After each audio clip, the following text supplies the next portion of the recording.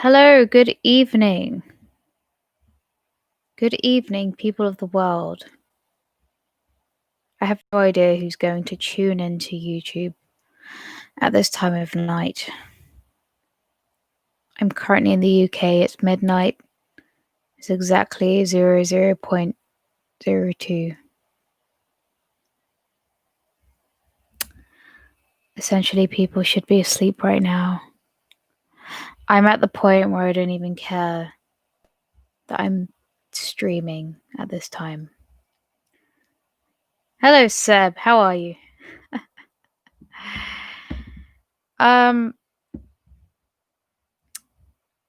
So maybe I should kind of explain why I decided to stream tonight. As I've already stated, one, all the regular rules have gone out the window already anyway. So if you're not in the UK and you don't know what I'm talking about, then let me shed some light on the matter. We're in our second lockdown, despite the fact that the first lockdown didn't do anything. I'm going to swear now. The first lockdown did fuck all, and all the restrictions that we've had so far have done fuck all. So the government thinks that it's a good reason for us to do it again. Number two, there's a part of me that feels like rebelling, and part of me doing that is choosing to speak to the public at midnight when everyone is trying to sleep on a Sunday as a way of saying F you to everyone and everything. Three, why I'm doing this. I feel like my basic human rights have been taken away and I've had enough and I'm speaking out. So if you can't hear me properly, if the audio is an issue, please let me know because I've plugged in my mic and I've got my headphones on and I have no idea if you can hear me. Okay, cool. Thank you, Seb. Thank you for responding. As we know, the UK is in a second lockdown despite the fact that the first one didn't do much. As far as I know, as far as what's been released to the public, it's all very uncertain. It's all very up to it feels like it's up to interpretation. So what I decided to do as of today, I mean as of yesterday because it's already Monday, I've spent the whole day of Sunday saying enough is enough. I'm emailing hospitals, I'm emailing Parliament, I'm asking what the fuck is going on because we've done all of this shit already, none of it has worked, and you're doing the same thing again. And the only difference is you've actually taken away more of our liberty and more of our rights. It's all the same, only worse. The regulations clearly, throughout all the fucking 7 months that we've had to abide by them, not that I've necessarily been abiding by them, and I will openly admit to that because I never consented to any of this, hasn't helped. And it's getting to a point where people are waking up.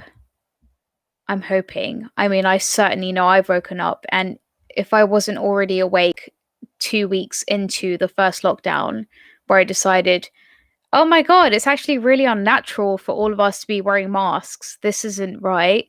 7 to 8 months in, I'm like, no more of this. This is coming from a personal point. The only thing I really live for is music, I've realized. And I moved back to London 2 years ago to finally start working on becoming an artist and establishing myself as an artist. I switched my course to music business at the end of, I think it was May, or just like the beginning of May. because I realized that what I was studying wasn't really fulfilling me. I wanted to become involved in the music industry. And alas, all of this has happened. And the sad thing is, and I don't know how many people are informed or if they've done any research or if they, not even just on numbers, but like the way all of this works, the way viruses work, the way vaccines work. None of this is going to end. Like, viruses don't go away. Um, the music industry and things like live gigs rely heavily on the fact that people have followers already and just people turning up because they want to have a good time. And why do people want to have a good time? It's because human beings enjoy interacting with other human beings to begin with. Part of the reason that, you know, the art industry exists is because people find it's a great way to express oneself, to release tension. Um, and that's been taken away to a crazy fucking extent. There is a woman, let me find her. What is her name? Something Keegan, something Keegan. Michelle Keegan, is it? Michelle Keegan? No, that's an actress. There's someone working in Parliament anyway, and I've forgotten her name. But she's part of the reason that and now I've lost the YouTube tab. Where is the YouTube tab? Hello. See, sorry, just give me a second because this is really awkward if I can't see myself. I'm not used to doing this without. Why the fuck? Yeah, and I've completely lost it. Maybe I accidentally closed it.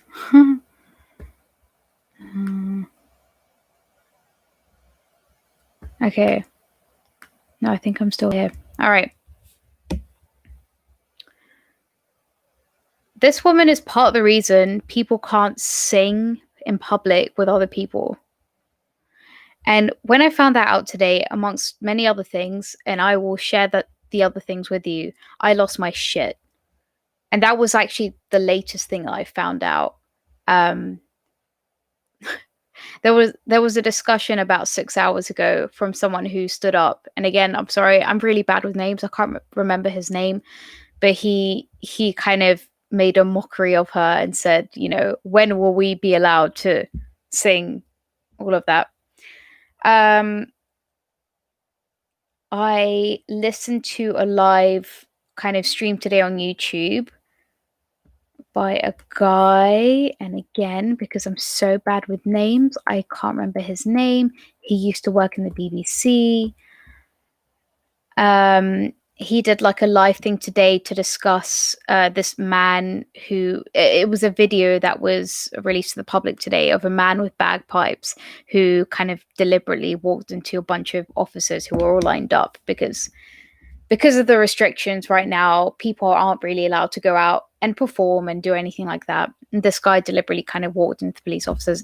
So the guy who did the stream tonight had a woman chime in who works with the public, and she's either a nurse or something. And she said that there's this rule, which is that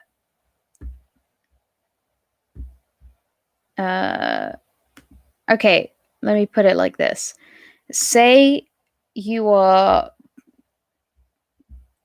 someone who, okay, say someone's called as an emergency because their nan is basically dying. She's on the floor, and she needs to be resuscitated. The rule as it is apparently is that you cannot resuscitate someone without this suit thing on. And apparently it takes about 6 minutes to put this thing on. And as we all know, those few minutes are it's fucking vital. Like, those few seconds are vital to bringing someone back to life. And it's this kind of situation that makes you think, okay, what are you choosing? You are choosing to not help someone who is dying anyway over probably catching the virus, which is something you have a bit of control over anyway. There is just so much that I've learned even in one day, because I've just decided I can't I can't sit by this. I can't. And I suppose maybe it's only until you are personally affected that you decide to do the research, and you're watching all of this stuff develop, and you're watching it and you just can't believe it's even happening.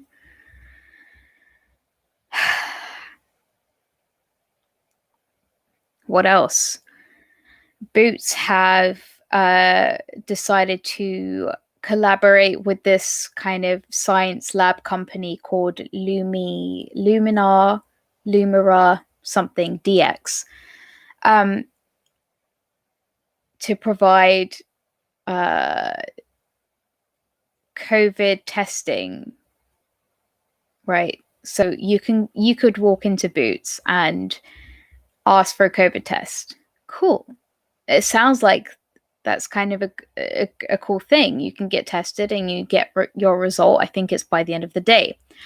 The only thing is, it costs like £120, which is fucking ludicrous. Since when have we had to pay £120 to be tested for a virus? Money grabbing fucking shits. And on top of that, it's not even a test that's valid enough to be accepted by airlines. And I can prove that. Like, if you need proof of that, like, look it up yourself. Go onto Boots, look up COVID testing 19, and there will be a little asterisk and that says this isn't approved by airlines. And I don't know, I think my biggest fear is that this is all getting to a point where obviously testing is going to be mandatory. Vaccines will be mandatory. That's my fear, despite the fact that they don't actually stop you from getting the virus. They don't stop you from spreading the virus. And we all, everyone's kind of hope has been because of this vaccine, this cure-all, and it's not. And all you need to do to understand that is to just go into like BBC Bite Size and type in how does a vaccine work, and you will find out. And this is what they've been projecting on the news, is like, this is all going on until there's a vaccine. The vaccine isn't going to change anything. All these regulations and rules that we've had that are mandatory and have been deemed, all happened because this has been deemed as an emergency. It's because people think that at the end of it, there's going to be a vaccine that's going to solve everything. Look up what a vaccine does. It's as simple as that. And then you have to decide whether, because vaccine won't solve anything, whether this is something you want to deal with for the rest of your life. Having to wear this oppressive mask over your face for the rest of your life, not being able to interact with people, with make new friends and mix with people,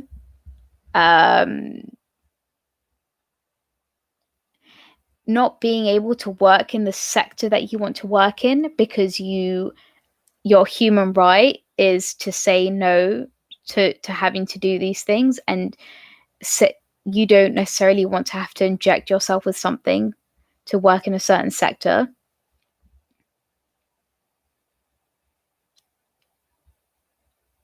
Body autonomy, that's what it's called. Look up ethics. Look up the word ethics. Look up human rights. The right to choose that I don't want to have something injected in me, and then to not be discriminated because of that. I had a discussion with like one of my closest best friends, and she's so brainwashed that she has said, Corrina, if we got to a point where vaccines were mandatory and you weren't willing to take the vaccine, you then and the only way you could work in the music industry was if you had the vaccine and if you were tested for COVID-19 and were constantly having to pay that £120 to prove that you didn't have the virus, and you weren't willing to do that, then you just have to find another job that doesn't involve being around other people. God damn.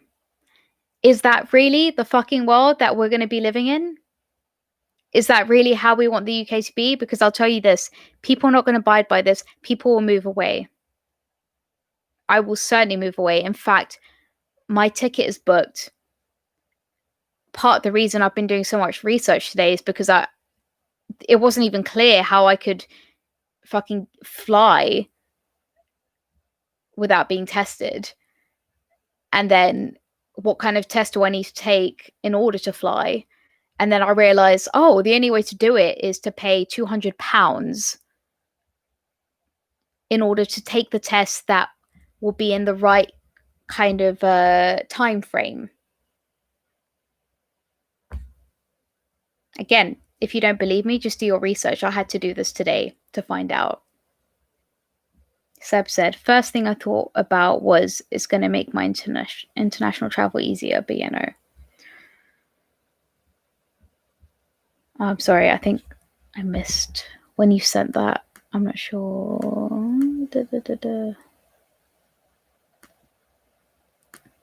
Yeah. Yeah, no, all of this is going to make it that much harder.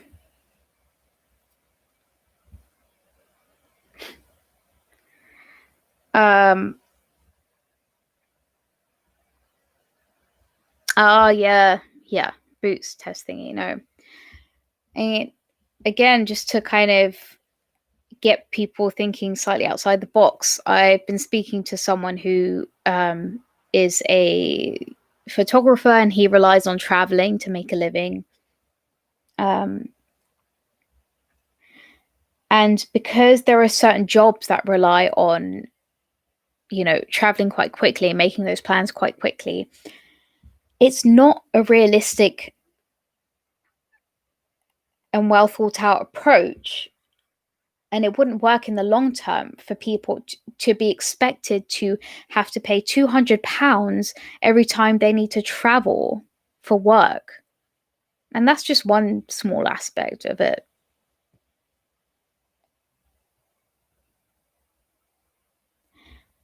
I'm honestly fuming.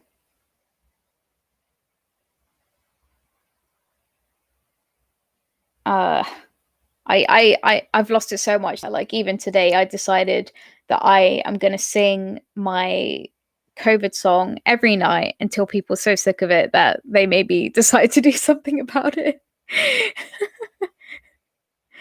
And you know what? They can say that singing is banned, but I'm doing it alone, so I'm not breaking any laws. Not that that would stop me, but I've yet to find like-minded musicians, so to speak, who would be willing to break some rules.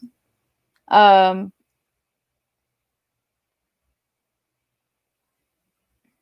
and there's one guy who lives opposite me who, like, obviously was going out for a run and he was just like staring at me, and there's someone else taking out the trash who just kind of looked at me, and like, this is what saddens me. There's like no fucking, it's like people haven't even thought about it, and they're like, they are literally just going with the flow. They're just going with it. And there's been no thought towards any of this. And, you know, part of me's even thought, like, okay, like, is it because some people are originally from a different country? Are they afraid of being kicked out? Because even I've had that fear. Like, okay, I have a British passport. I've lived here for 14 years. Wow, has it been that long? Oh my god. Um, and I just think people just are just brain dead. They haven't thought about any of this. They don't care. They don't care. They don't care either because they're so afraid, or they don't know about how it's affected people. They haven't thought about how it affects people. They haven't looked into it at all. And as someone who wants to be an artist and wants to go out and perform to people, I have the right to say that. I have a right to say, this ain't gonna work for me.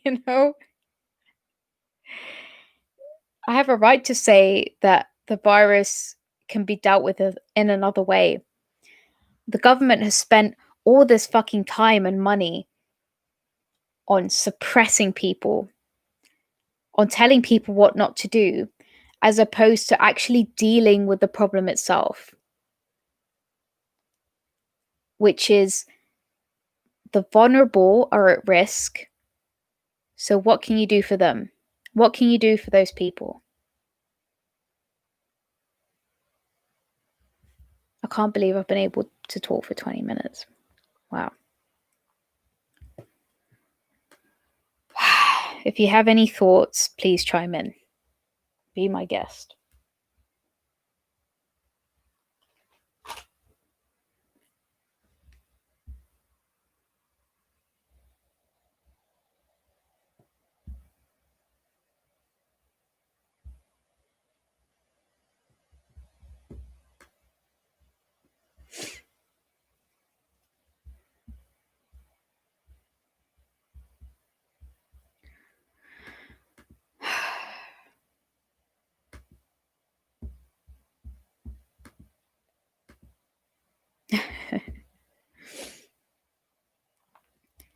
Well, I mean, that's pretty interesting. And it'd be interesting to know what it is you do,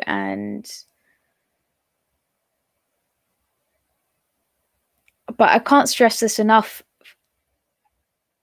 We're all very different, and some people really truly rely on just mentally being able to interact with others and networking and meeting new people, especially if you're someone who is trying to establish themselves and you're a nobody.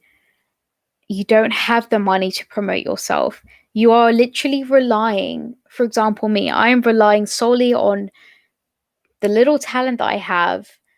And what I was hoping, I moved to London because I thought I had an opportunity to be able to perform to live audiences. And it's not the same streaming live. It's not the same. Because unless you already have a following, which comes from meeting people face to face, you can't establish that following unless you have that money to make sure that your posts, your videos are at the top already. And I don't have that. And the majority of the population don't have that, which is where the whole the 1% thing comes from. You have the 1% who have that money where, they could have little talent and they just pay their way towards the top. And then you have people like me who don't know many people, who don't have that money, who are relying on the hard work that goes behind building a fan base. And part of this is stopping all of that.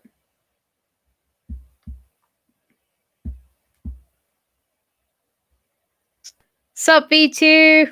How are you doing? I'm just here ranting. It's destroying you mentally.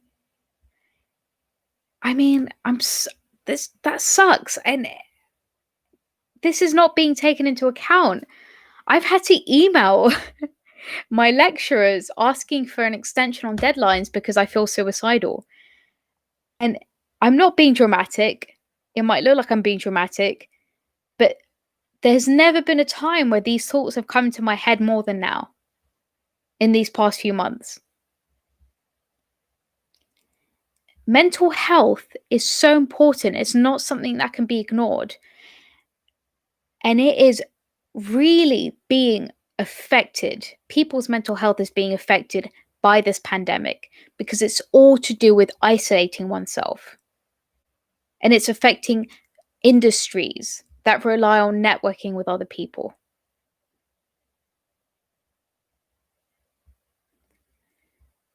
And let me say this, if it is affecting you, that's okay. And you have a right to state that. You have a right to speak to authorities and speak to the government and say, hey, listen, this isn't working for me. There's nothing wrong in that. There's nothing wrong in that. All you're doing by letting these people know is you're raising awareness. And that's what I've been trying to do, especially today, as of today. And I will not give up. Whether I'm here or whether I'm in Cyprus, I might move to Cyprus to be around family because I've been struggling so much. I can't be alone right now. And I certainly can't be around people who are half-arsing this shit. People who talk the talk but don't put in the action. I can't be around that. So if you want to change this situation, there's nothing wrong in that. You have a right to voice your opinion. You have a right to say, I'm struggling. And this is what the government needs to hear, is that people are struggling financially, mentally, all of that.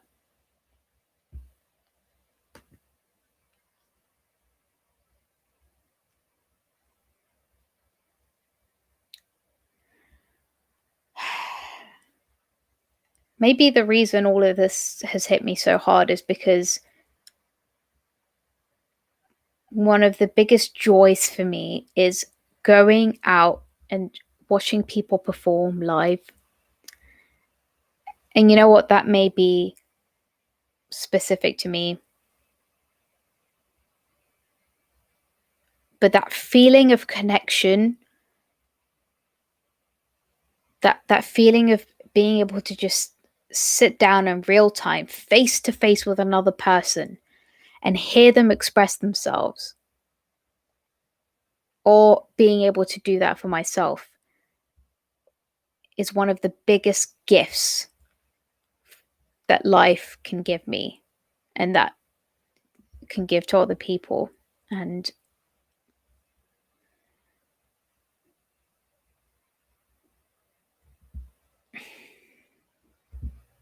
yeah, just hearing that lady say the scientific reason behind why people can't sing in groups is because it's going to, increase the likelihood of people catching the coronavirus. That is literally grasping at straws. You could use anything and say it's going to increase the likelihood of the coronavirus. Going out with clothing and making contact with anything is going to increase the chances of catching the coronavirus. You could argue that you coughed or sneezed and it ended up on your clothes and you went out. And I mean, this is what it's all based on. That woman who argued that singing is banned because it's going to increase the likelihood of people catching the coronavirus. And again, if you don't know what I'm talking about, just go look it up.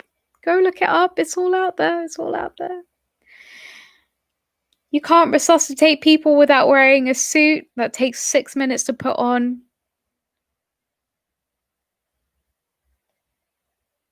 You on date, like, I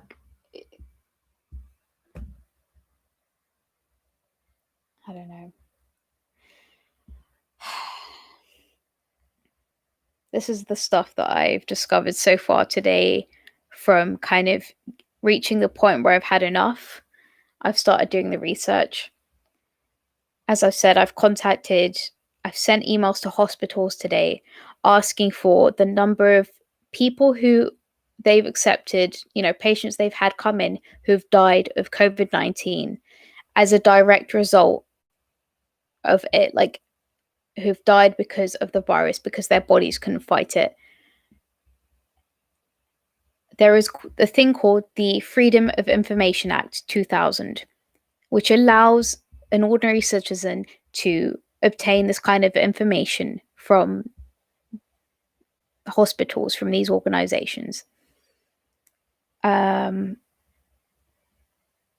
If they can't answer my questions, then that's going to bring something else into light. That's going to make me question the people, in charge of like the NHS, governing the hospitals, etc. If they choose to ignore my emails, I will find another way of finding that information. I won't give up. I'm just done with being bullied about having an opinion and questioning from people who haven't even done their research. They don't have primary data, they don't have secondary data. All they've gone by is things that they've heard on the news. And on top of that, haven't been able to have a proper debate with me and haven't been able to discuss these things with me,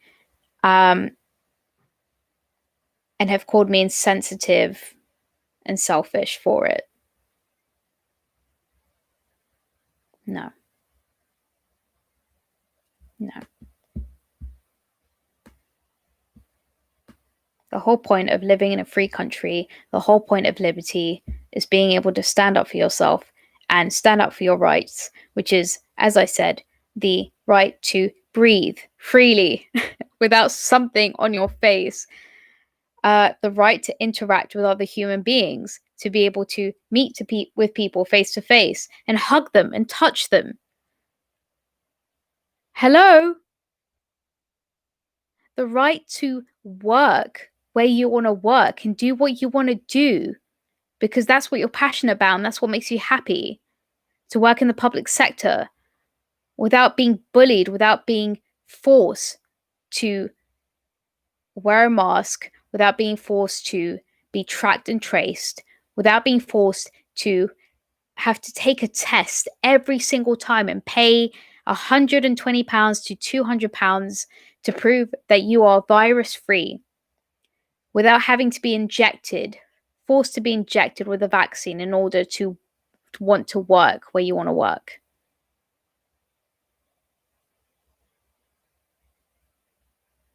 To be able to resuscitate another human being in a matter of seconds because you don't have to put a suit on to protect yourself from this virus.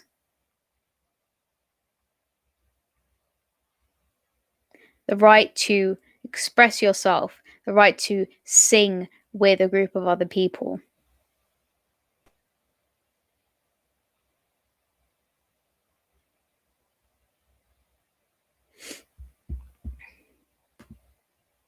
I got arrested in uni for flashing my dick at a woman and telling him to suck it because he wouldn't let me in. Therefore, am I free to walk the streets naked? I don't understand the argument you're making here. This is a very typical example of someone.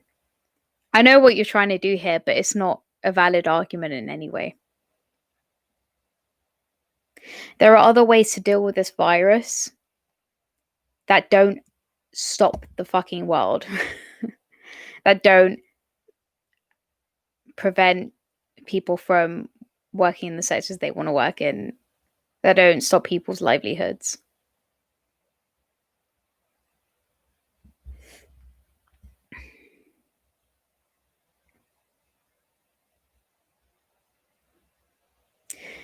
It doesn't make sense because why is he not letting you in the first place?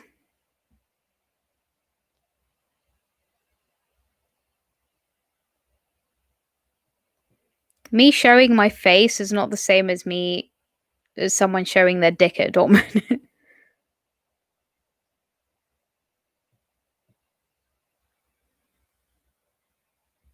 I don't think you've thought this through. But if you have, please elaborate.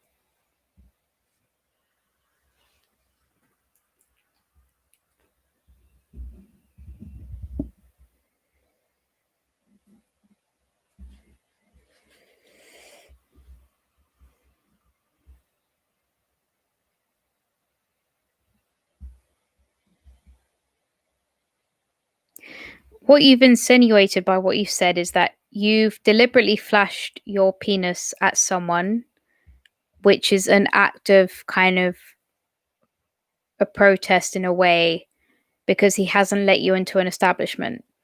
Well, the question I would ask is, why has he not let you in?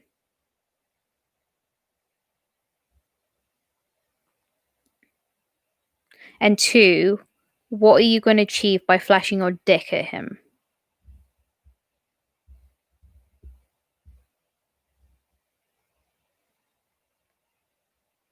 Okay. Well, one, I would say that you flashing your dick at someone for being racist uh, is not going to achieve much. The one good thing. Okay, listen. I know where you're coming from because I think where the way I started off with all of this was it kind of seemed like I was coming from this crazy irrational place. And what we have to realize is that when people feel strongly about something initially, and when you combine that with this feeling of oppression and that they can't express themselves because they're being deemed as like irrational, selfish, all of that, they end up expressing themselves in a way that doesn't make a lot of sense because they kind of lose it in their heads and they're like, I feel these things and I don't know why. No, no, no. So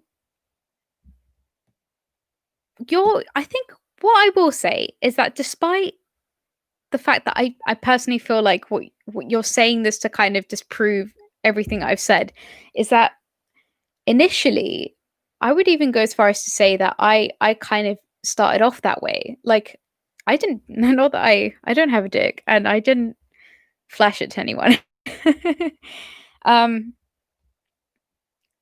but that whole idea of using when you get to a breaking point and you use a shock tactic to because you've had enough and it's all just you're at a boiling point and you use this kind of shock tactic to try and just get any kind of attention to get people to listen. I get that. And I did that with not that it wasn't intentional, but I I was at breaking point a couple of days ago and I filmed myself crying saying I can't do this anymore.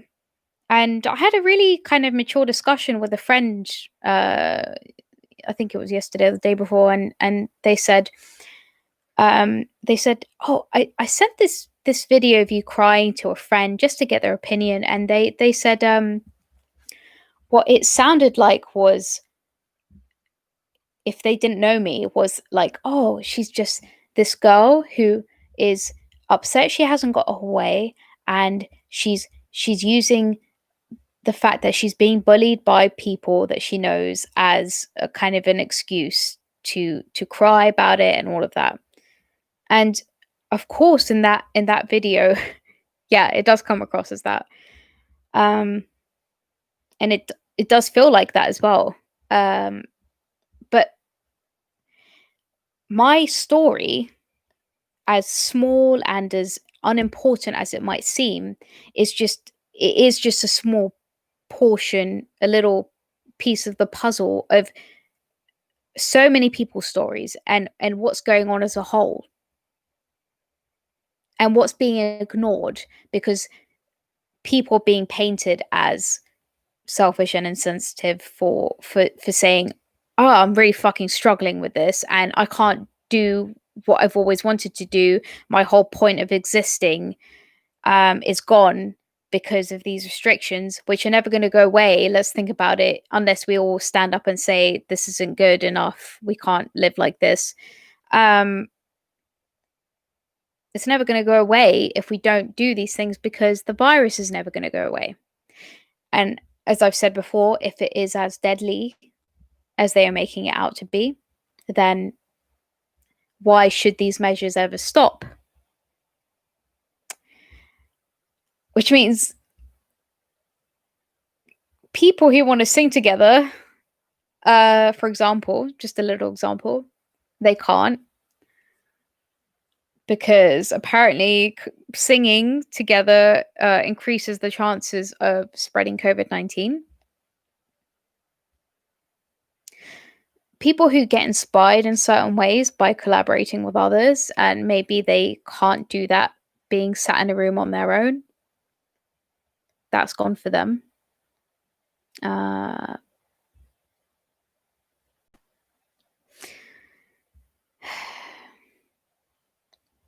Bearing in mind, some people live alone and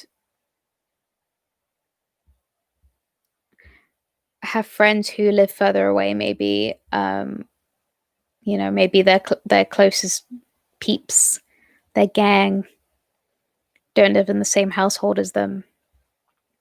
All of this makes it that much more difficult for them.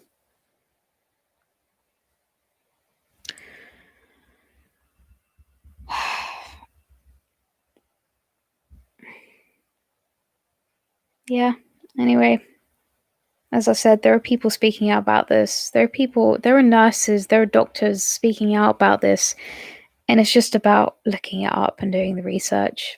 It's all there.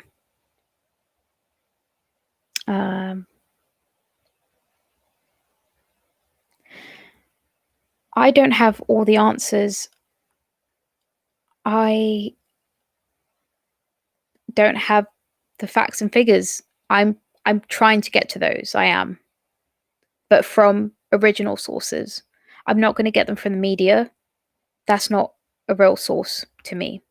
I will get my data from original sources if they want to provide those to me. And if they don't, then that makes me question a lot more. From there, I will form a kind of more concrete opinion on all of this. Right now, obviously, I'm going by my instincts, which is that none of this feels right. None of this is right. There should be other ways to deal with it. You have, like, and I don't mean to kind of provide the cliche example, but Sweden, they seem to be doing just fine. Why can't we do the same? The money and time should be invested on protecting the vulnerable in a way that doesn't oppress everyone else and allows them to get on with their lives. We have never been overcome by virus before, and we don't have to now. And I am certain, I have full hope that there is another way around this. I'm going to end it there. Thanks for listening in. And if you agree with anything that I say and want to make any kind of change, please email the government, email an MP, just state your opinion. It's all peaceful, man. It's all peaceful. Do what you have to do. We can find a way around this. We can find a compromise. Good night.